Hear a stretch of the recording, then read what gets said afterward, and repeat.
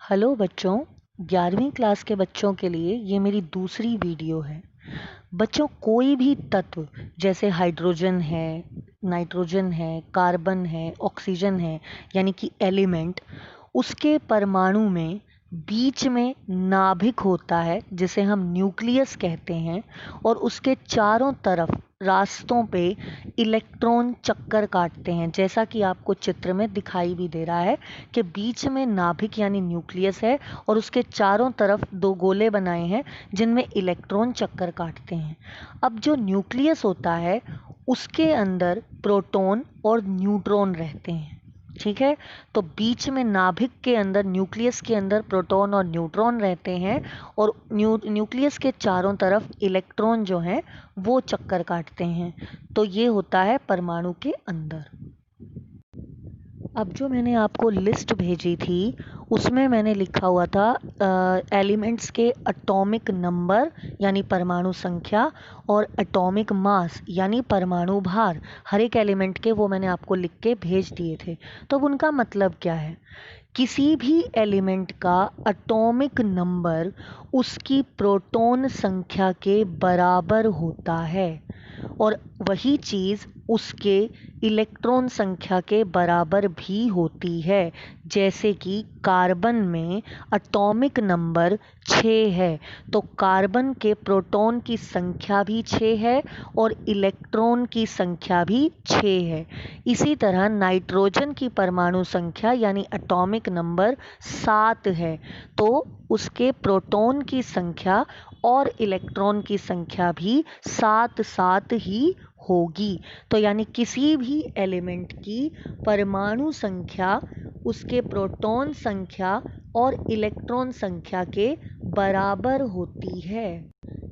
इसी तरह किसी भी एलिमेंट का परमाणु भार उसके प्रोटॉन संख्या और न्यूट्रॉन संख्या के जोड़ के बराबर होता है। जैसे फ्लोरीन के अंदर उसका एटॉमिक मास यानी परमाणु भार 19 है, और उसके प्रोटॉन की संख्या 9 और न्यूट्रॉन की संख्या 10 है। तो जब 9 और 10 को जोड़ेंगे तो हमें 19 मिलेगा। तो फिर से दोहरा रही हूँ, किसी भी एलिमेंट की परमाणु संख्या उसकी प्रोटॉन संख्या और इलेक्ट्रॉन संख्या के बराबर होती है। इसी तरह किसी भी एलिमेंट का परमाणु भार उसकी प्रोटॉन संख्या और न्यूट्रॉन संख्या के जोड़ के बराबर होता है। ये दोनों फॉर्मूले अच्छी तरह से याद कर लीजिए और अपने दिमाग में बिठा लीजिए। तो अभी मैंने आपको दो फॉर्मूले सिखाए कि किसी भी एलिमेंट का एटॉमिक नंबर उसके नंबर ऑफ प्रोटॉन या नंबर ऑफ इलेक्ट्रॉन के बराबर होता है।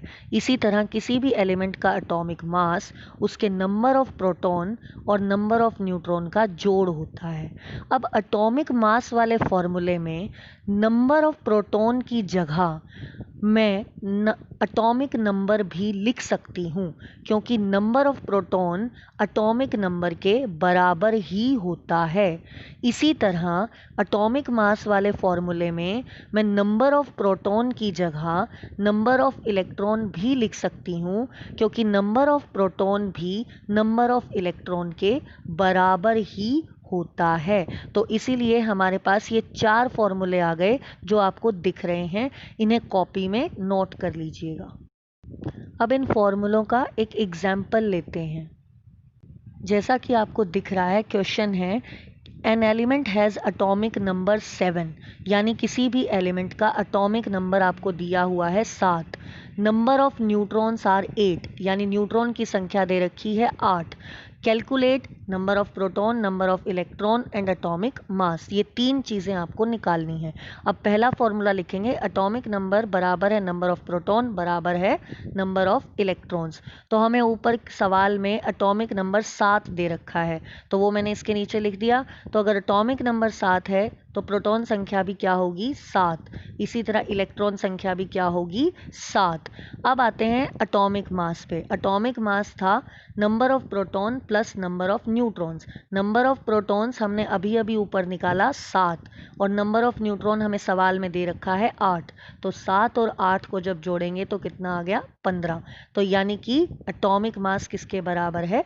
15 के बराबर है। इसी में अगला सवाल देखो, एन एलिमेंट हैज़ 6 प्रोटॉन्स, यानी कि किसी भी एलिमेंट में 6 प्रोटॉन हैं और उसका एटॉमिक मास है 17। तो अब हमें क्या चीज़ें निकालनी है, atomic number, number of electrons और नंबर ऑफ न्यूट्रॉन्स। यानी इसमें हमें क्या क्या पता है, प्रोटॉन संख्या पता है और एटॉमिक मास पता है। तो हम सबसे पहले वाला फॉर्मूला लिखेंगे, एटॉमिक नंबर बराबर है नंबर ऑफ प्रोटॉन्स बराबर है नंबर ऑफ इलेक्ट्रॉन्स। तो अब हमें प्रोटॉन संख्या 6 पता है, तो नंबर ऑफ प्रोटॉन के नीचे मैंने लिख लिया 6। अब एटॉमिक नंबर भी उसके बराबर होता है, तो एटॉमिक नंबर भी क्या आ गया, 6। इसी तरह नंबर ऑफ इलेक्ट्रॉन भी प्रोटॉन संख्या के बराबर होता है, तो वहाँ भी क्या आ गया, 6। तो यानी हमारे पहले 2 प्रश्नों के उत्तर आ गए हैं, एटॉमिक नंबर भी 6 है, नंबर ऑफ इलेक्ट्रॉन भी 6 है। अब हमें एटॉमिक मास दे रखा है 17, तो मैंने वही फॉर्मूला लिखा, एटॉमिक मास बराबर है number of protons plus number of neutrons. ये दूसरे वाला फॉर्मूला जो था वो लिखा है। तो अब एटॉमिक मास हमें 17 दे रखा है, तो मैंने एटॉमिक मास के नीचे लिखा 17। नंबर ऑफ प्रोटॉन्स हमें 6 दे रखे हैं, मैंने उसके नीचे लिखा 6। और नंबर ऑफ न्यूट्रॉन्स हमें पता नहीं है, तो हमने उसके नीचे लिखा नंबर ऑफ न्यूट्रॉन्स।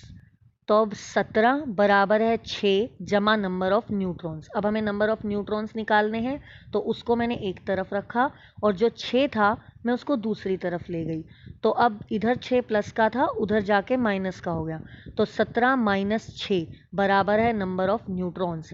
17 में से 6 गए 11, यानी नंबर ऑफ न्यूट्रॉन्स कितने आ गए, 11। तो ये जो 2 फॉर्मूले हैं, एक तो एटॉमिक नंबर बराबर है नंबर ऑफ प्रोटॉन्स बराबर है नंबर ऑफ इलेक्ट्रॉन्स, ये हमेशा याद रखना है। और एटॉमिक मास बराबर है नंबर ऑफ प्रोटॉन जमा नंबर ऑफ न्यूट्रॉन, ये याद रखना है। इससे अगर आपको 2 चीज़ें दे रखी हैं, तो आप बाकी की 3 चीज़ें बड़ी आसानी से निकाल सकते हो। ठीक है, तो ये दोनों फॉर्मूले, दोनों सवाल और ये सारी चीज़ें कॉपी में नोट कर लेना और मुझे भेज देना।